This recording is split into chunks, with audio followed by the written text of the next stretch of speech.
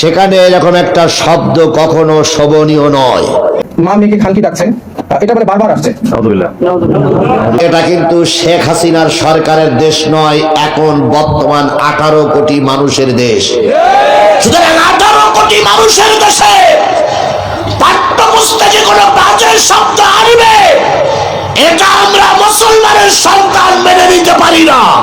যে এই ওষুধটা এইভাবে বানাতে হবে যেখানে তোমার বাচ্চা সৃষ্টি হওয়ার আগে বাচ্চাকে তোমরা ফেলে দিতে পারো। এই গল্প তারা হচ্ছে 2025-এ এসেছে, এই জন্য আবু সাইদ শহীদ হয়েছিল নাকি? এই জন্য আমরা অনেক কথা বলছি, উপদেষ্টা, এই প্যানেল, সেই প্যানেল, কমিশন। শিক্ষা কমিশন নিয়ে কোনো আলোচনা হচ্ছে না, শিক্ষা কমিশনটা গঠন করা হচ্ছে না, সেই প্রাচীন কমিশন আবার ইম্পোজ করার চেষ্টা করা হচ্ছে। অথচ শিক্ষা হচ্ছে জাতির মেরুদণ্ড। আমার মেরুদণ্ডই ঠিক নাই, আমি ব্যাংকিং সিস্টেম কিভাবে চেঞ্জ করব? আসসালামু আলাইকুম, সকলে কেমন আছেন? সাবেক প্রধানমন্ত্রী শেখ হাসিনা সে বাংলাদেশ থেকে ভারতে পালিয়ে গেছে। দীর্ঘ 16 বছর ক্ষমতায় ছিল শেখ হাসিনা, শিক্ষা ব্যবস্থা ধ্বংস করেছে সাবেক প্রধানমন্ত্রী শেখ হাসিনা, কিন্তু বর্তমানে ক্ষমতায় আছে ডক্টর মোহাম্মদ ইউনূস। কিন্তু এই 2024 সালে বাংলাদেশ স্বাধীন হয়েছে নতুন করে, এই স্বাধীন বাংলাদেশে শিক্ষা ব্যবস্থা কেন ধ্বংস হচ্ছে? নবম শ্রেণীর বইয়ের মাঝে যে শব্দগুলো উচ্চারণ হয়েছে খুবই বাজে একটা শব্দ, যে খান কি মাগি, এমন একটা শব্দ উচ্চারণ হয়েছে, এটা বলতে আমার খারাপ লাগে। সম্মানিত দর্শক, এই বিষয় নিয়ে আজকের এই নিউজে আবু তো আদনান সে বক্তব্য দিয়েছে এবং জিহাদি সাহেব সে বক্তব্য দিয়েছে। সম্পূর্ণ নিউজটি দেখবেন, আমরা জানতে পারবো শিক্ষার অবস্থা এতটা খারাপ কেন। 2025 সালে যে বই ছাপিয়েছে, এই বইয়ের মাঝে যে শব্দগুলো উচ্চারণ করা হয়েছে খুবই বাজে শব্দ, কিভাবে এই শব্দগুলো উচ্চারণ করা হয়েছে এই বিষয় নিয়ে ডক্টর মোহাম্মদ ইউনূস বর্তমানে পড়েছে তোপের মুখে। এই সম্পর্কে আলোচনা করেছে আবু তো আদনান এমনকি জিহাদি হুজুর। কথা বাড়াবো না, চলে যাব স্ক্রিনে। আমার পাঠ্যপুস্তকে আমার কোমলমতি বোনেরা পড়বে, মেয়েরা পড়বে, সেখানে এরকম একটা শব্দ কখনো শোভনীয় নয়। তাই আমরা এই বিশাল কাফেলার কাছ থেকে প্রতিবাদ করছি, গল্প এখনো বই আকারে বেরিয়ে আসেনি, দয়া করে এই শব্দগুলো পরিহার করুন।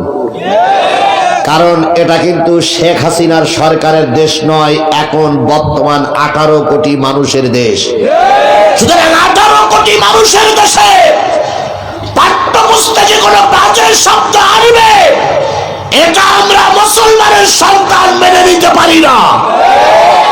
প্রয়োজনে আবার কাফনের কাপড় মাথায় বাঁধবো, প্রয়োজনে আবার রাজপথে নামবো, প্রয়োজনে শহীদের কাতারে আবার নাম লেখাবো, প্রয়োজনে রাজপথে রক্ত দিব, জেল ভরে ফেলবো, তবে কোনো অনৈতিক কার্যকলাপ বাংলার জমিনে মেনে নেওয়া হবে না, হবে না, হবে না।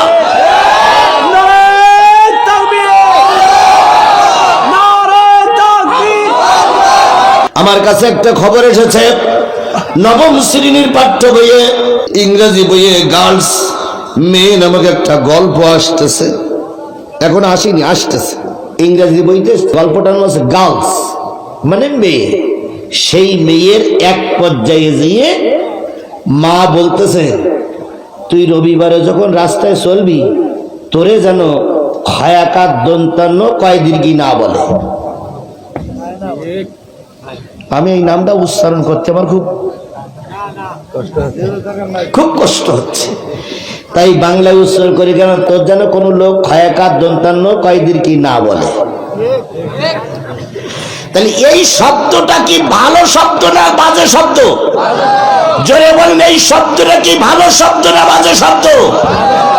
এই শব্দটা তাদের বিরুদ্ধে ব্যবহার করা হয় যারা পতিতালয়ে পুরুষ খরিদ্দার নিয়ে রাত্রি টাকা কামাই করে। এরা সেই দেশটারে জান আদায় করেছে। ছিল যমুনা সেতু, রাতারাতি হয়ে গেছে কি সেতু? বঙ্গবন্ধু সেতু। ছিল মেডিকেল কলেজ হাসপাতাল, ঢাকা মেডিকেল, রাতারাতি হয়ে গেল কি? বঙ্গবন্ধু মেডিকেল কলেজ হাসপাতাল। ছিল স্টেডিয়াম, জাতীয় স্টেডিয়াম হয়ে গেল কি? বঙ্গবন্ধু। মানে যেখানেই যাবে সেখানে বঙ্গবন্ধু, বঙ্গবন্ধু, বঙ্গবন্ধু, বঙ্গবন্ধু, বঙ্গবন্ধু। রাস্তায় নামবেন বঙ্গবন্ধু, 3 রাস্তার মুখী বঙ্গবন্ধু, স্কুলি বঙ্গবন্ধু, হাই স্কুলি বঙ্গবন্ধু, মাদ্রাসায় বঙ্গবন্ধু, পাইখানার ঘরে বঙ্গবন্ধু। কি বলেন বলেন বলেন বলেন? বঙ্গবন্ধু এতই দেশে প্রচার হলো, শেষ পর্যন্ত আল্লাহ যখন দেশ পরিবর্তন হলো, বঙ্গবন্ধুর কোমরে দড়ি বেঁধে হ্যাসকা টান মেরেছে, নাম নাম নাম। যেই বঙ্গবন্ধু ছিল সবার মাথার উপরে, সেই বঙ্গবন্ধুরে জাতি মাটির সঙ্গে মিশিয়ে দিয়েছে। কথা বলেন ঠিক না ঠিক? এই বঙ্গবন্ধুর অপমানের মূলেই হলো শেখ হাসিনা দায়ী। আমরা বঙ্গবন্ধুর বিরোধী ছিলাম না। দুইটা জিনিস যদি দুই দল মেনে নিত, তাহলে বঙ্গবন্ধু নিয়ে এত বাজে কথা কেউ বলার সাহস। বঙ্গবন্ধু হলো স্বাধীনতার স্থপতি, আর মরহুম শহীদ প্রেসিডেন্ট রহমান হলো শহীদ প্রেসিডেন্ট রহমান স্বাধীনতার কি? এই দুটো জিনিস মেনে নিলেই তো ঝামেলা শেষ। কিন্তু ওরা বিগত 16 বছরে জিয়ার বিরুদ্ধে যা গাওয়া গেইছে, জিয়ার ফ্যামিলি তুলে, পরিবার তুলে, এমনকি এই শেখ হাসিনা রহমাতুল্লাহ আলাই জাতীয় সংসদে দাঁড়িয়ে বলেছে জিয়া একটা অজন্মা কুজন্মা জন্ম দিয়ে গেছে। শেখ হাসিনা রহমাতুল্লাহ আলাইয়ের কাছে জিজ্ঞেস করি, জিয়ার খালেদা যখন সন্তান জন্ম দিচ্ছিল তুমি কি তার পাশে ছিলে? তাহলে তুমি কি করে বলো যে অজন্মা কুজন্মা জন্ম নিল? ওই জয় যখন জন্ম নিয়েছিল তখন পাকিস্তানের লোক বলেছিল নমরুদ, ইয়ে নমরুদ কা বাচ্চা হয়। আপনারা দেখেন, ফেসবুক দেখেন, কিন্তু তারেক জিয়ার ব্যাপারে এরকম বাজে কথা বলতে কেউ সাহস পেয়েছে? আর এরাই এই কথাগুলো বলতেছে। আমাদের দেশের পাঠ্যপুস্তকের ভিতরে এখন নতুন পাঠ্যপুস্তক ছাপানো হবে এই সরকারের আমলে। কথা বলেন ঠিক না ঠিক? আমার কাছে একটা খবর এসেছে, নবম শ্রেণীর পাঠ্য বইয়ে, ইংরেজি বইয়ে গার্লস মেয়ে নামক একটা গল্প আসতেছে। এখন আসেনি, আসতেছে। ইংরেজি বইতে গল্পটার নাম আছে গার্লস, মানে মেয়ে। সেই মেয়ের এক পর্যায়ে যেয়ে মা বলতেছে, তুই রবিবারে যখন রাস্তায় চলবি তোরে যেন খয়াকার দন্তান্ন কয় দীর্ঘি না বলে। আমি এই নামটা উচ্চারণ করতে আমার খুব কষ্ট হচ্ছে, তাই বাংলায় উচ্চারণ করি কেন, তোর যেন কোনো লোক খয়াকার দন্তান্ন কয় দীর্ঘি না বলে। তাহলে এই শব্দটা কি ভালো শব্দ না বাজে শব্দ? জোরে বলেন, এই শব্দটা কি ভালো শব্দ না বাজে শব্দ? এই শব্দটা তাদের বিরুদ্ধে ব্যবহার করা হয় যারা পতিতালয়ে পুরুষ খরিদ্দার নিয়ে রাত্রি টাকা কামাই করে। তাই বলা হয় না? তাই বলা হয় না? আমার পাঠ্যপুস্তকে আমার সরলমতি, আমার কোমলমতি বোনেরা পড়বে, মেয়েরা পড়বে, সেখানে এরকম একটা শব্দ কখনো শোভনীয় নয়। তাই আমরা এই বিশাল কাফেলার কাছ থেকে প্রতিবাদ করছি। গল্প এখনো বই আকারে বেরিয়ে আসেনি, দয়া করে এই শব্দগুলো পরিহার করুন। কারণ এটা কিন্তু শেখ হাসিনার সরকারের দেশ নয়, এখন বর্তমান 18 কোটি মানুষের দেশ। সুতরাং 18 কোটি মানুষের দেশে পাঠ্যপুস্তকে কোনো বাজে শব্দ আসবে, এটা আমরা মুসলমানের সন্তান মেনে নিতে পারি না। প্রয়োজনে আবার কাফনের কাপড় মাথায় বাঁধবো, প্রয়োজনে আবার রাজপথে নামবো, প্রয়োজনে শহীদের কাতারে আবার নাম লেখাবো, প্রয়োজনে রাজপথে রক্ত দিব, জেল ভরে ফেলবো, তবে কোনো অনৈতিক কার্যকলাপ বাংলার জমিনে মেনে নেওয়া হবে না, হবে না, হবে না।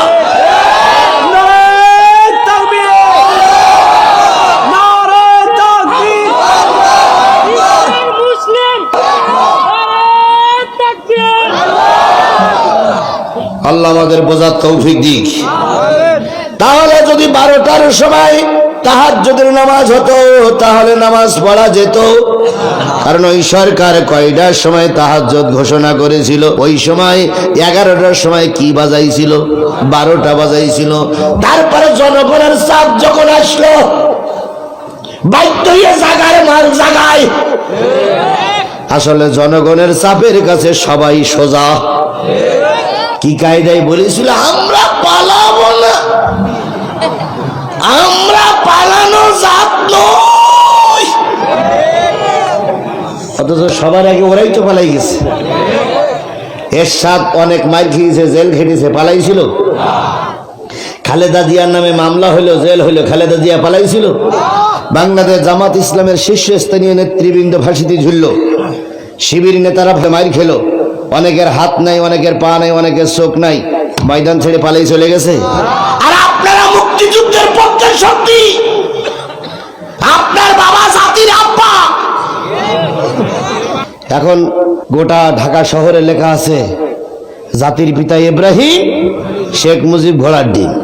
আমরা অনেক কথা বলছি, উপদেষ্টা, এই প্যানেল, সেই প্যানেল, কমিশন, শিক্ষা কমিশন নিয়ে কোনো আলোচনা হচ্ছে না। শিক্ষা কমিশনটা গঠন করা হচ্ছে না, সেই প্রাচীন কমিশন আবার ইম্পোজ করার চেষ্টা করা হচ্ছে। অথচ শিক্ষা হচ্ছে জাতির মেরুদণ্ড। আমার মেরুদণ্ডই ঠিক নাই, আমি ব্যাংকিং সিস্টেম কিভাবে চেঞ্জ করব? দৈন্যতা দেখেন, আমাদের স্বাধীনতার কত বছর হয়েছে? 50 পার হয়েছে না? আচ্ছা, আপনারা তো আমার চেয়ে অনেক ভালো জানেন, আমার চেয়ে আপনারা অনেক ভালো জানেন বাংলাদেশে প্রাইমারি স্কুলের সংখ্যা কত? কেউ কি বলতে পারবেন এক্স্যাক্ট ফিগারটা কত? কেউ বলতে পারবেন? আচ্ছা, আমরা একটা গেস করি, 10 লক্ষ হবে? হবে না মনে হয়। 1 লক্ষ হবে? 1 লক্ষ হবে? 68,000 হবে? হওয়ার তো কথা, 68,000 তো হওয়ার কথা। আচ্ছা, আমি এটা বাদ দিলাম। স্কুল আছে, চলে কাদের আন্ডারে? গভর্নমেন্টের আন্ডারে, তাই তো? গভর্নমেন্ট তো চেঞ্জ হয়েছে বিভিন্ন সময়, হয়েছে না? আচ্ছা, মূল দৈন্যতা ধরে নেন, এটাই শেষ অংশ আলোচনা। এই অ্যাপ্রক্সিমেটলি 50,000 প্রাইমারি স্কুলে নিঃসন্দেহে 5 লাখ স্টুডেন্ট পড়াশোনা করে কমপক্ষে, অথবা 10 লাখ, অথবা 15 লাখ, অথবা 20 লাখ। আপনি সমস্ত স্টুডেন্টদেরকে যারা ক্লাস 5 পাস করেছে সবাইকে একটা ময়দানে জড়ো করেন, তাদের সবাইকে শুধুমাত্র সূরাতুল ফাতিহা এর তেলাওয়াতটা শুদ্ধ হয় কিনা যাচাই করেন, দেখবেন 90% তেলাওয়াত ঠিক নাই।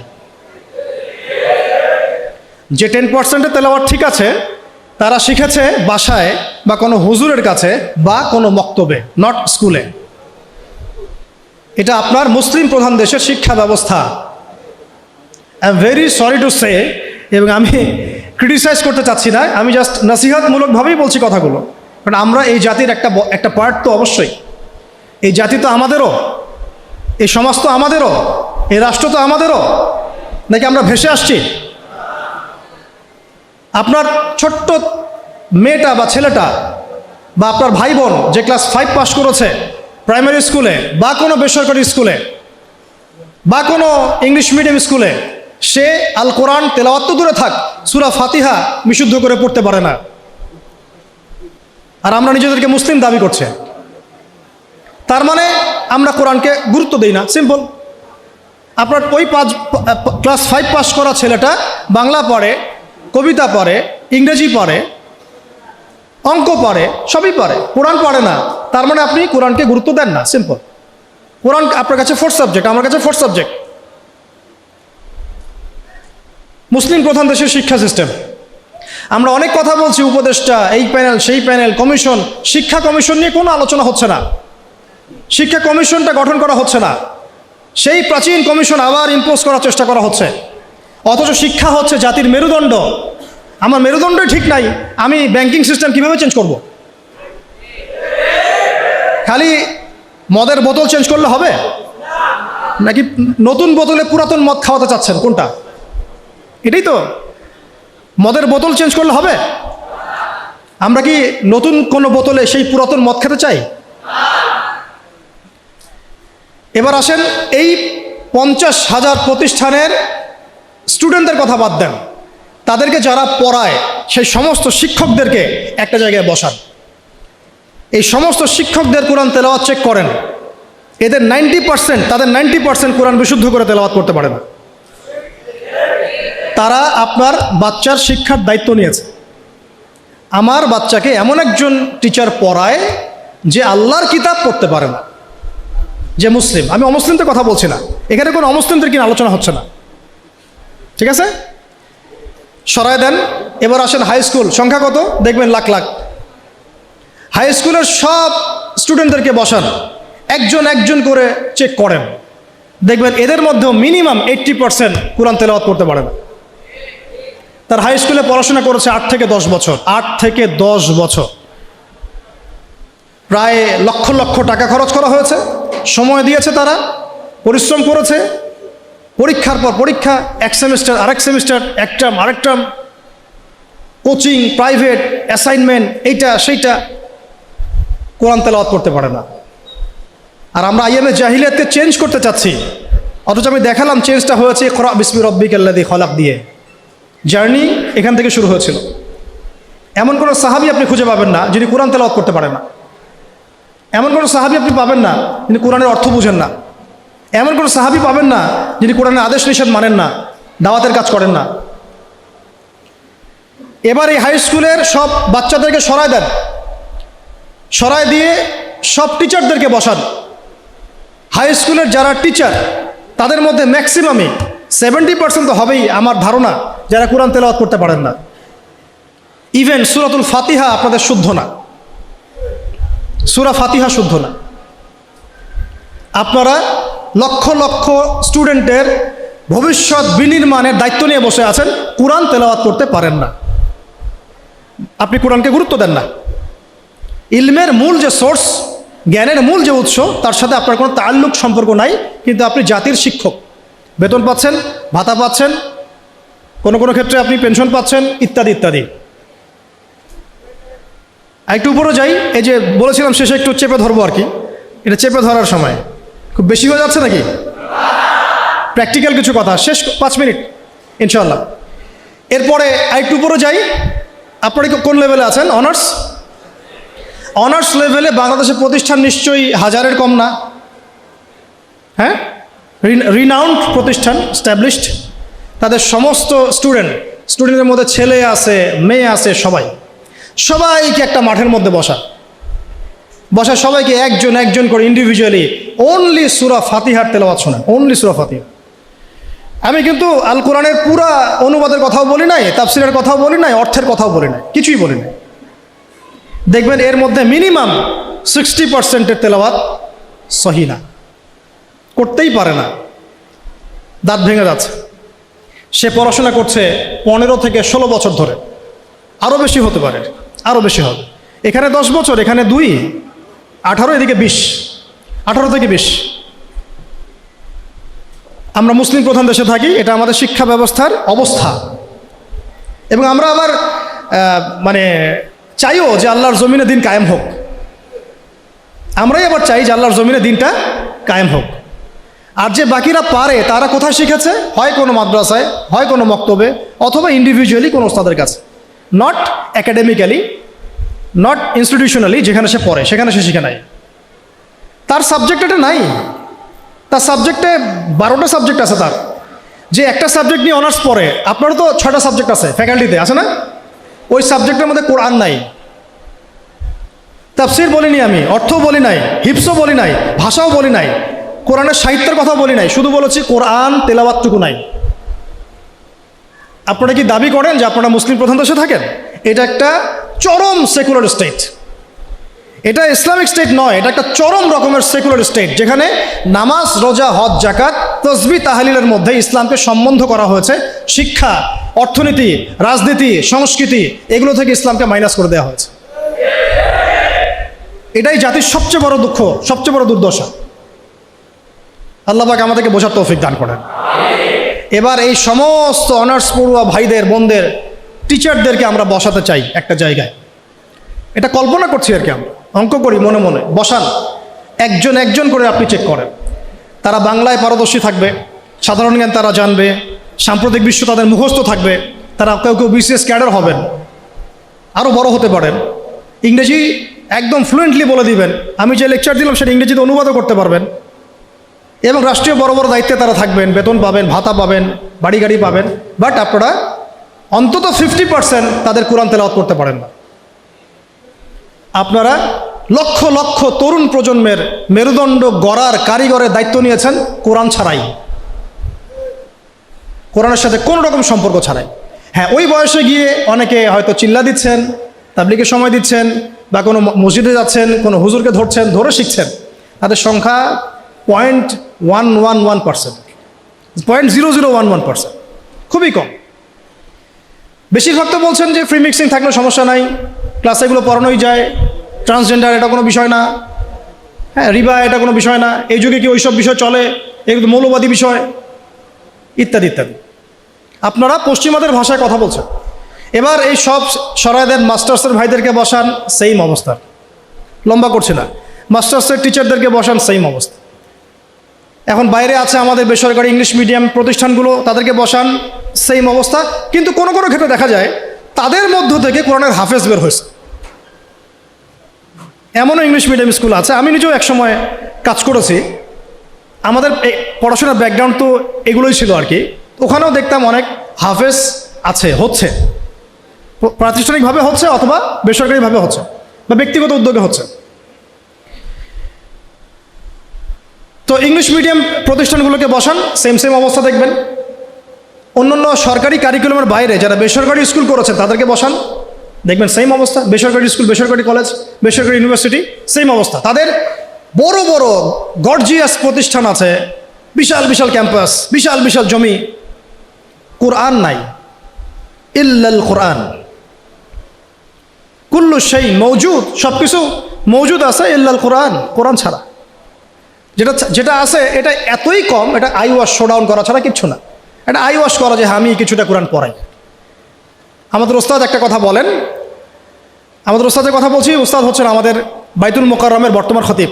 তিনি একটা কথা বলেন যে মানুষ, এটা আমাকে বলেছেন পার্সোনালি, অন্যদেরকে বলেছেন কিনা আমি জানি না, যে মানুষ যে বিষয়টাকে গুরুত্ব দেয় তার জন্যে মানুষ সময় ঠিকই বের করে নেয়। মানুষ যে বিষয়টাকে গুরুত্ব দেয় তার জন্য মানুষ সময় ঠিকই বের করে নেয়। ফোন চালাতে তো আমাকে বলা হচ্ছে না, আমি টাইম বের করে নিচ্ছি। বড় বড় ক্ষেত্রে গার্লফ্রেন্ডকে সময় দিতে আমাকে বলা হচ্ছে না, আমি টাইম বের করে নিচ্ছি। আমি ইউটিউবিং করতে টাইম বের করে নিচ্ছি। আমি ব্যবসার জন্য টাইম বের করছি, রাজনীতি করার জন্য টাইম বের করছি। কোরআন শেখার জন্য আমার টাইম হচ্ছে না। তার মানে আমি কোরআনকে, সিরাতকে, হাদিসকে, ইসলামের প্র্যাকটিক্যাল বিষয়গুলোকে আমি এতটা মূল্যায়ন করছি না। As simple as that. তো উস্তাদের একটা কিতাব আমার হাতে আছে, জাস্ট একটা বলে দেই, কয়েক সেকেন্ড লাগবে। প্রত্যেক ভাই যারা আজকে লেকচার শুনছেন, যারা তালেব ইলম মানে জ্ঞানের ছাত্র, আমরা আলেম হওয়ার কথা বলছি না, আমরা বলছি শুধু তালেবে ইলম হয়ে যান, মানে জ্ঞানের ছাত্র হয়ে যান। যারা জ্ঞানের ছাত্র হতে চান, যে আমিও একটু জ্ঞান শিখবো, আমিও একটু ছাত্র হব, এই বইটা মাস্ট বি পড়বেন। বইটার নাম হচ্ছে তালেবান ইলম পথ পাথেয়। এই তালেবান মানে তালেবান ভাই না, আবার আফগানিস্তানের তালেবান ভাইদের কথা বলা হচ্ছে না। তলেব মানে হচ্ছে কি, ছাত্র, অনুসন্ধানকারী। তলেব মানে কি, অনুসন্ধানকারী, মানে যে জ্ঞান শিখতে চায়। তলেবানে ইলম, ইলমের তালেব যারা, জ্ঞানের অনুসন্ধানী যারা, তাদের জন্য পথ ও পাথেয়। এত চমৎকার একটা কিতাব, যেটা একবার পড়তে শুরু করলে আপনার কাছে মনে হবে শেষ না করে না উঠি। কিতাবটা বাসায় সংগ্রহ করে পড়ার চেষ্টা করেন ইনশাআল্লাহ। বাংলাদেশের সৌভাগ্য যে বাংলাদেশে বাইতুল মোকাররম তার মতো মানের একজন খতিব পেয়েছে, আলহামদুলিল্লাহ। আমরা এটাই চাই যে এভাবেই ইসলামের একটা প্রসার ঘটতে থাক। এতে করে আগামী 5 বছর 10 বছর পরে যে বাংলাদেশ আপনারা দেখবেন, সেটা দেখে অবশ্যই পশ্চিমারা আমাদের দিকে তেড়ে আসবে ইনশাআল্লাহ। আমরা চাচ্ছি আসুক ইনশাআল্লাহ। শেষ কথা, এবার এই পুরো শিক্ষা সিস্টেমটা যারা পরিচালনা করেন তাদের সবাইকে একটা জায়গায় বসাই, অঙ্ক করি মনে মনে আর কি, সবাইকে একটা কনফারেন্স হলে বসায় দেন, যারা যারা এই শিক্ষা সিস্টেমটাকে ডিল করে, যারা নীতি নির্ধারক, পলিসি মেকার এই শিক্ষা সিস্টেমের, যেটা বিগত প্রায় 40-50 বছর থেকে চলছে মুসলিম কান্ট্রিতে আর কি, যার ভুক্তভোগী আমরা সবাইকে আপনি একটা জায়গায় বসান। আমি গ্যারেন্টি দিচ্ছি তাদের 80% সূরা ফাতিহা পড়তে পারে না, আরও বেশি হইতে পারে, আমি কমায় বলছি। বাকি যারা পারে তারা ব্যক্তিগত উদ্যোগে শিখেছে। এবার আরেকটু উপরে যাই, এই শিক্ষা কমিশনটা যারা নিয়ন্ত্রণ করে, এই সমস্ত পার্লামেন্ট সদস্যদেরকে বসান, তারাই তো নিয়ন্ত্রণ করে, তাই তো? 360 জনকে বসান, স্পিকার সাহেব সহ। তাদের মধ্যে কেউ কেউ হয়তো সহিহ বুখারী পড়েছে বলে দাবি করে আর কি। তো যাই হোক, তাদেরকে বসান একটা জায়গায়। এটা আমি বিনয়ের সাথে বলছি, লজ্জার কিছু নাই এবং আঘাত করতে চাচ্ছি না। এটা তাদেরও তো পরকাল আছে না, আল্লাহর সাথে তো তাদেরও সাক্ষাৎ করতে হবে। যদি বলে আমাদেরকে কেউ দাওয়াত দেয় নাই, আমরা সেই জায়গা দিচ্ছি না, আমি দাওয়াত দিয়েছি আপনাকে, আমি আপনাকে দাওয়াত দিয়েছি, এটা আপনার দলিল হুজ্জাত। এই 360 জনকে বসান, বসিয়ে আপনি তাদের সবার কোরআন তেলাওয়াতটা চেক করেন। আমি আপনাকে গ্যারান্টি দিচ্ছি তাদের 90% বিশুদ্ধ করে কোরআন তেলাওয়াত করতে পারেন। তারা পুরো রাষ্ট্রের শিক্ষা সিস্টেমটাকে নিয়ন্ত্রণ করছেন, পলিসি মেকারদেরও পলিসি মেকার আরও বেশি হবে। তাহলে এই যদি হয় একটা মুসলিম কান্ট্রির অবস্থা, তাহলে আমাদের এই যে লক্ষ লক্ষ না কোটি কোটি ছেলে, কোটি কোটি মেয়ে, হাজার হাজার স্কুল, লক্ষ লক্ষ কলেজ, এই আপনার প্রাইমারি স্কুল, হাই স্কুল, বেসরকারি স্কুল, ইউনিভার্সিটিস, এখানে তো মিনিমাম কোটি কোটি মানুষ পড়াশোনা করছে। এই কোটি কোটি মানুষের শিক্ষার দায়িত্ব যারা নিয়েছেন তারা কোরআনুল কারীমকে মূল্যায়ন করেন নাই। এই কোরআন বিবর্জিত, সুন্নত বিবর্জিত, সিরাত বিবর্জিত, ইসলামের নীতি নৈতিকতা বিবর্জিত একটা শিক্ষা ব্যবস্থা কিভাবে একটা জাতিকে ইসলামী রাষ্ট্রের দিকে নিয়ে যেতে পারে, এটা আপনাদের কাছে আমার প্রশ্ন। এই প্রশ্ন রেখে আমি আমার বক্তব্য শেষ করছি।